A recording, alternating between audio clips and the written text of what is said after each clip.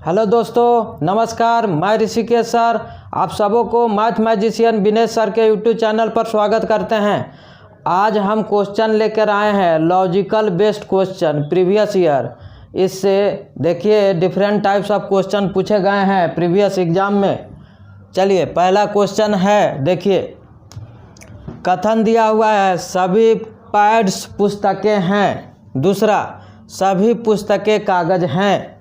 निष्कर्ष पहला, सभी कागज पुस्तकें हैं। दूसरा, सभी पैड्स कागज है। मतलब इस कथन के आधार पे आपको निष्कर्ष दोनों का जवाब देना है। सही है, गलत है, मतलब दोनों सही है, दोनों गलत है, मतलब इस आधार पे आपको बताना है। और यह क्वेश्चन आरआरबी ग्रुप डी 12 नवंबर 2018 में पूछा गया क्वेश्चन है। सबसे पहले जो कथन दिया हुआ है उससे हम लोग डायग्राम बना लेंगे। क्या बोला है? सभी जो पैड्स है वह पुस्तकें हैं। सभी के सभी जो पैड है वो क्या है? पुस्तकें हैं। कहता है सभी जो पुस्तकें हैं कागज है। सभी की जो सभी पुस्तकें हैं वो क्या है? कागज है। चलिए ये जो डायग्राम बन गया तो आते हैं निष्कर्ष पे। सभी कागज पुस्तकें हैं। देखिए ये बोल रहा है कि सभी जो कागज है पुस्तकें हैं। नहीं जी, कुछ कागज पुस्तकें हैं, न कि सभी कागज पुस्तकें हैं। ठीक है, यहाँ पे आपको जो ये बोल रहा है कि सभी कागज पुस्तकें हैं, ये पूरा जो है टोटल यहाँ पे है सभी कागज पुस्तकें हैं बोल रहा है, जो कि गलत है। निष्कर्ष एक गलत है। दूसरा पे आइए, सभी पैड्स कागज है। देखिए ये जो सभी के सभी पैड्स है कागज है, ये बात सही बोल रहा है। निष्कर्ष दो सही बोल रहा है। मतलब इसमें जो आंसर होगा केवल निष्कर्ष दो अनुसरण करता है। केवल निष्कर्ष दो अनुसरण करता है। यहीं आप आंसर करेंगे। केवल निष्कर्ष दो अनुसरण करता है, ये ऑप्शन में होगा। जिस ऑप्शन में ये होगा वहीं आप टिक करेंगे। ठीक है, चलिए नेक्स्ट क्वेश्चन नंबर 2 को देखते हैं। कथन सभी पत्थर हीरे हैं। दूसरा में दिया हुआ है कुछ हीरे मोती है। निष्कर्ष में पहला कुछ मोती पत्थर है, दूसरा कुछ हीरे मोती है। और यह क्वेश्चन आरआरबी चंडीगढ़ एएसएम परीक्षा 2004 में पूछा है। चलिए इस कथन से एक डायग्राम बना लीजिए। सभी जो पत्थर है वो क्या है? हीरे है। सभी जो पत्थर है वो हीरे है।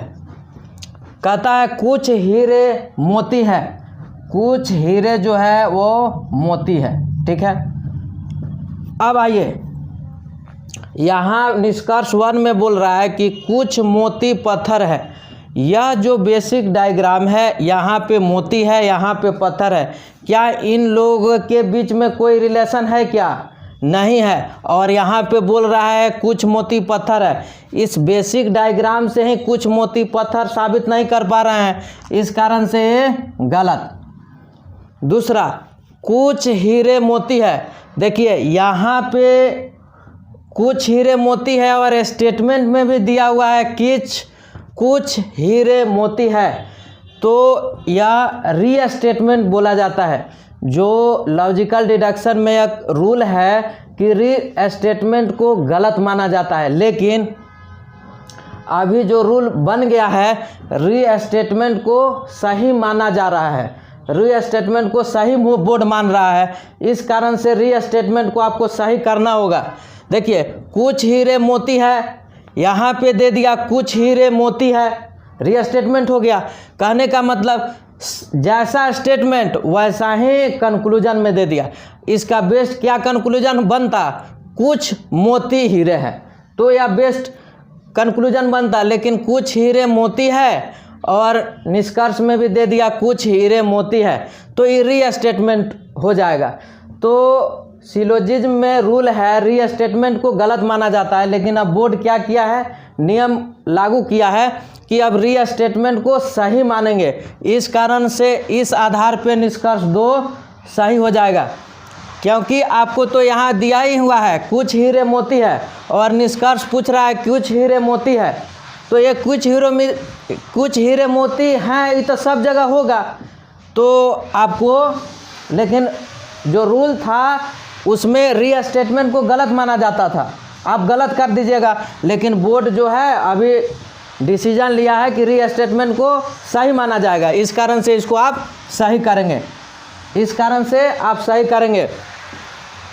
मतलब इसमें क्या होगा, आंसर होगा केवल निष्कर्ष 2 अनुसरण करता है, या जिस ऑप्शन में होगा वहीं आप आंसर करेंगे।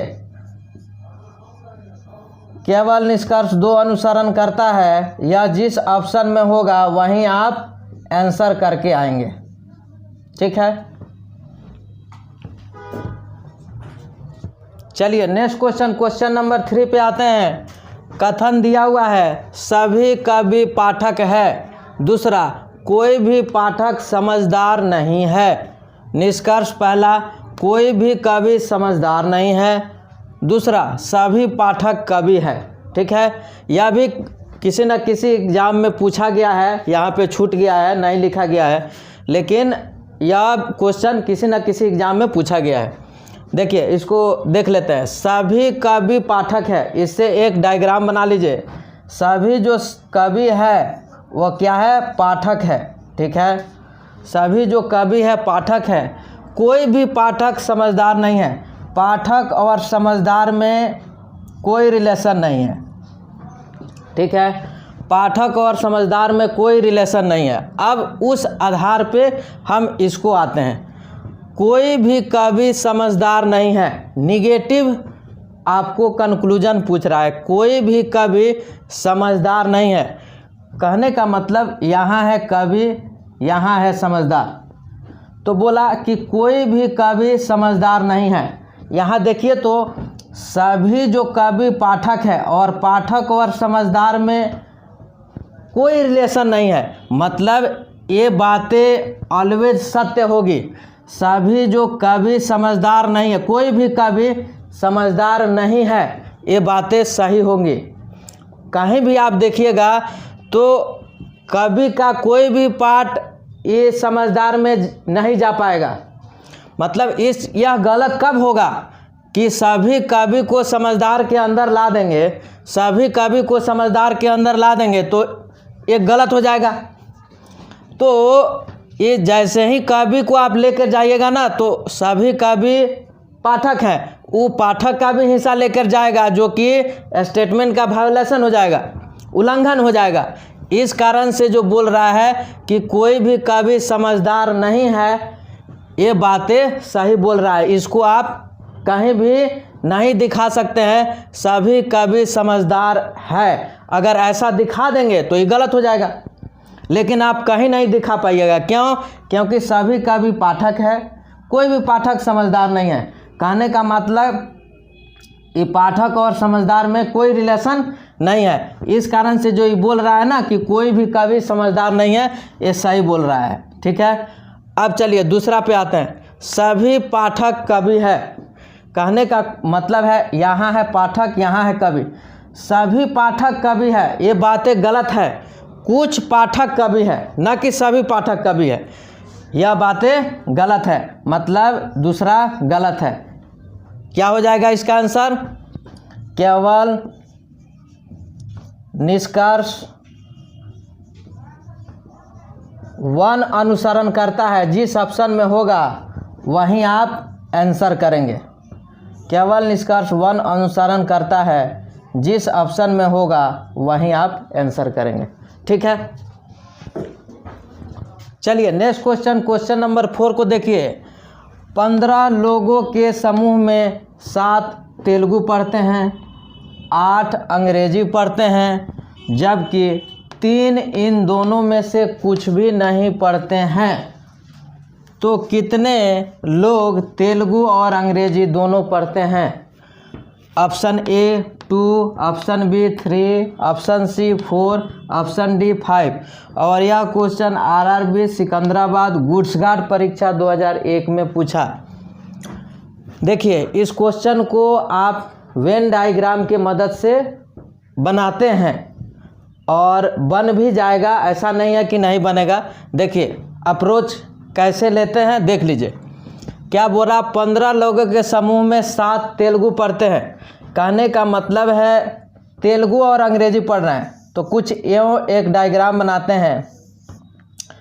एक को तेलुगु टी और दूसरे को तमिल TA से हम डिनोट कर दिए, ठीक है। कहने का मतलब तेलुगु के लिए तेलुगु और अंग्रेजी, नॉट तमिल, तेलुगु और अंग्रेजी। कहने का मतलब ई इंग्लिश को ई से डिनोट कर दिए। कहने का मतलब है 15 लोगों के समूह में 7 तेलुगु पढ़ते हैं। कहने का मतलब है 7 ये टोटल वैल्यू, ठीक है। 8 अंग्रेजी पढ़ते हैं, 8 इंग्लिश को डिनोट कर दिए। जबकि 3 इन दोनों में से कुछ नहीं पढ़ते हैं। कहने का मतलब 3 आप इसको बाहर में डिनोट कर रहे हैं। कहने का मतलब इस दोनों वैल्यू से बाहर की बात होगी। क्यों? क्योंकि बोला कि 3 इन दोनों में से कुछ नहीं पढ़ते हैं, ठीक है। इस कारण 3 को बाहर रखे हमने। तो कितने लोग तेलुगु और अंग्रेजी दोनों पढ़ते हैं? किसका बात बोल रहा है? इसका। तेलुगु और अंग्रेजी कितने लोग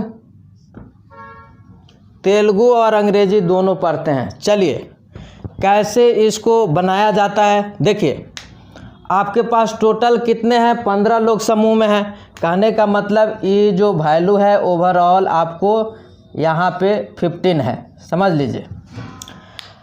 अगर ये टोटल तेलुगु 7 है तो इसको और इसको मिला के कितना हो जाएगा? तो 15 हो जाएगा। 7 है, इस दोनों को मिला के होना चाहिए कितना? 8। मतलब ये नहीं पढ़ने वाले और केवल इंग्लिश पढ़ने वाले मिलाकर 8 होना चाहिए। ये 3 है तो यहाँ पे वैल्यू कितना हो जाएगा? 5 हो जाएगा। यहाँ पे क्या वैल्यू हो जाएगा? 5 हो जाएगा। कहने का मतलब जब यहाँ पे 5 हो जाएगा और ई वैल्यू टोटल 8 है तो ई कितना हो जाएगा? 3 हो जाएगा, ठीक है। जब ई 3 हो जाएगा तो केवल तेलुगु वाला कितना हो जाएगा? 4 हो जाएगा। क्यों? क्योंकि पूरा तेलुगु जो है 7 है तो ये 3 हो जाएगा तो ये 4 हो जाएगा, ठीक है। कहने का मतलब है आप इधर से भी सोच सकते हैं। अगर आपने इधर टोटल इंग्लिश 8 ले लिया तो ये दोनों मिला के कितना होना चाहिए? 7, तब ना 15 होगा। मतलब ये टोटल आप 8 ले रहे हैं तो इस दोनों को मिलाकर, इस दोनों कहने का मतलब केवल तेलुगु और नहीं पढ़ने वाले, तो ये 3 है तो ये कितना हो जाएगा? 4। तो जैसे ही 4 हो जाएगा तो यहाँ 3 हो जाएगा, तब ना यहाँ पे 7 वैल्यू होगा। कहने का मतलब तेलुगु और अंग्रेजी दोनों पढ़ते हैं। कौन सा वैल्यू मिला? 3, ऑप्शन नंबर बी। इसको ऐसे भी सोच सकते हैं, फार्मूला से भी सोचा जा सकता है। देखिए एक फार्मूला होता है A union B is equal to A plus B minus A intersection B। A intersection B यह वैल्यू है। मतलब यहाँ पे देखिए, जैसे यहाँ पे तेलुगु पढ़ने वाले, ये इंग्लिश पढ़ने वाले, ये दोनों पढ़ने वालों को डिनोट करेगा। और ये दोनों को कंबाइन तेलुगु और इंग्लिश पढ़ने वाले, मतलब यूनियन में पढ़ने वाले, मतलब तेलुगु पढ़ने वाले, इंग्लिश पढ़ने वाले, दोनों पढ़ने वाले, और ये टोटल वैल्यू। तो कहने का मतलब 15 लोगों का समूह था ना, तो 3 इन दोनों में से कुछ नहीं पढ़ते हैं। तो यहाँ पे जो वैल्यू आएगा, कितना वैल्यू आएगा? 15 में से 3 घट के आएगा, 12 आएगा यहाँ वैल्यू। ए यूनियन बी का वैल्यू 12 आएगा। क्यों? क्योंकि यहाँ पे बोला है 3 इन दोनों में से कुछ नहीं पढ़ते हैं, तो यहाँ पे 12 हो जाएगा। क्यों 12 हो गया? क्योंकि 15 लोगों के समूह में से 3 कुछ नहीं पढ़ते हैं, तो ये तो कुछ पढ़ने वाले है ना, तो 15 में से 3 घट जाएगा, तो यहाँ पे आ जाएगा 12। अब आइए, जो 7 तेलुगु पढ़ते हैं 7 लिख दीजिए, 8 अंग्रेजी पढ़ते हैं 8 अंग्रेजी के जगह पे लिख दीजिए। और यही वैल्यू आपसे पूछ रहा था कि दोनों कितने लोग पढ़ते हैं, यही वैल्यू ना निकालना था।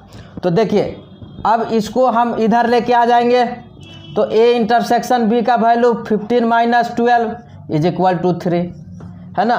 तो सोच की बात है, आप फार्मूला से भी निकाल सकते हैं, बस इस चीज़ को आपको समझ में आना चाहिए, ठीक है। क्योंकि यहाँ पे निगेटिव बात कर दिया है, इस चीज़ को बहुत लोग समझते नहीं हैं और गलत कर जाते हैं या उनसे नहीं बन पाता है। तो इस क्वेश्चन को लेकर आए हैं यही समझाने के लिए। जब निगेटिव में बोलेगा तो यहाँ पे जो वैल्यू होता है ना, वह कुछ न कुछ पढ़ते हैं या पसंद है, और इसमें बोला कि 3 इन दोनों में से कुछ नहीं पढ़ते हैं। कहने का मतलब यहाँ पे जो वैल्यू होगा ना, जो नहीं वाला निगेटिव वाला वैल्यू होगा, उसको घटा के यहाँ रखिएगा, यही सिर्फ करना था। और इस डायग्राम में तो कुछ करना ही नहीं है, सिर्फ पुट करिए वैल्यू।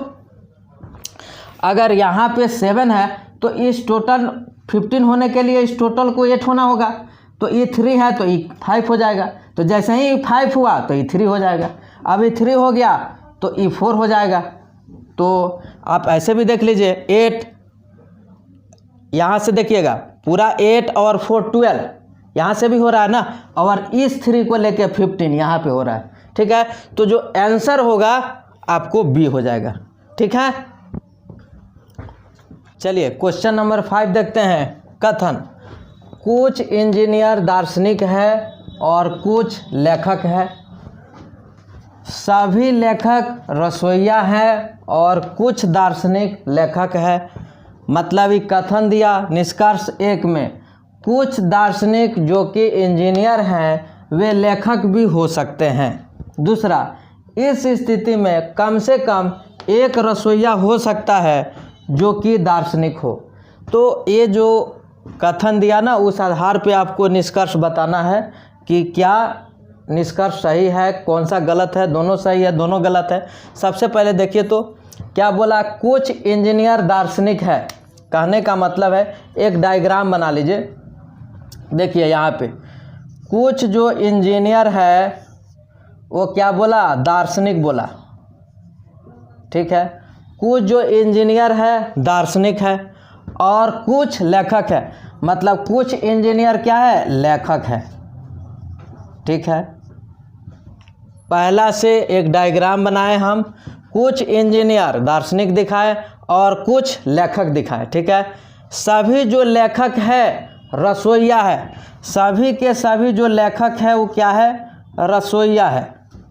सभी के जो सभी लेखक है वो रसोइया है और कुछ दार्शनिक लेखक है। कहने का मतलब है, एक बात जो देखिए, और कुछ दार्शनिक लेखक बोल रहा है, इसको डायग्राम में बनाने के लिए कुछ आप इसको ऐसा बना दीजिएगा। देखिए तो कुछ यूँ देखिए, जो कुछ इंजीनियर भी कवर कर रहा है और लेखक भी, और कुछ लेखक भी कवर हो रहा है। यहाँ पे पढ़े तो कुछ दार्शनिक लेखक है, कुछ दार्शनिक लेखक है। इससे एक क्लियर एक डायग्राम आप बनाएं, ठीक है। अब देखिए पढ़ते हैं निष्कर्ष 1, कुछ दार्शनिक जो कि इंजीनियर है, देखिएगा कुछ दार्शनिक जो कि इंजीनियर है वो लेखक भी हो सकते हैं। देखिएगा कहने का मतलब है, कुछ दार्शनिक जो इंजीनियर है, कहने का मतलब ये वाला हिस्सा, वो लेखक भी हो सकते हैं। देखिए यहाँ पे जहाँ इंजीनियर, लेखक और दार्शनिक कॉमन है, तो ये बातें तो सही बोल रहा है ना। कुछ दार्शनिक जो कि इंजीनियर है, कुछ दार्शनिक जो कि इंजीनियर है वो लेखक भी हो सकते हैं। तो तीनों बातें यहाँ पे लागू हो रही है कॉमन जगह पे, तो ये बातें लागू होंगी। निष्कर्ष 1। दूसरा पे आते हैं। इस स्थिति में कम से कम एक रसोइया हो सकता है जो कि दार्शनिक हो। कम से कम एक रसोइया हो सकता है जो कि दार्शनिक। कम से कम एक कहने का मतलब अधिक से अधिक कितना भी, मतलब यहाँ देखिए ना, रसोइया और दार्शनिक से क्या है, कुछ का तो पार्ट दिख ही रहा है, ये कभी भी दिखेगा। तो ये भी बातें जो बोल रहा है ना सही बोल रहा है। इस स्थिति में कम से कम एक रसोइया हो सकता है जो कि दार्शनिक हो, ये भी बातें सही है। ठीक है, तो जो कथन दिया गया है उससे एक हमने डायग्राम बनाया, उस डायग्राम से इसको हम जो बातें दे रखा था उसको वेरीफाई किए। जो वेरीफाई कर रहा है सही है, वेरीफाई नहीं करता तो गलत हो जाता। ठीक है, तो कहेंगे कि सबसे पहले जो लोग इस लेक्चर को नए देख रहे हैं, सबसे पहले कि उसको सब्सक्राइब कर लीजिए कि कोई भी यहाँ से अपडेट जाए तो बिना किसी रुकावट और बाधा के आपके पास पहुँचे। और अपने दोस्तों के बीच भी शेयर करिए, क्योंकि ये सब टॉपिक जो नहीं पढ़े हैं वो अपना फ़ायदा उठा सके। आज का ओवरऑल जो सेशन है, जिन लोगों को अच्छा लगा होगा वो लाइक करेंगे और शेयर भी कर देंगे। ठीक है, आज रखते हैं इतना ही, मिलते हैं नेक्स्ट वीडियो में। धन्यवाद।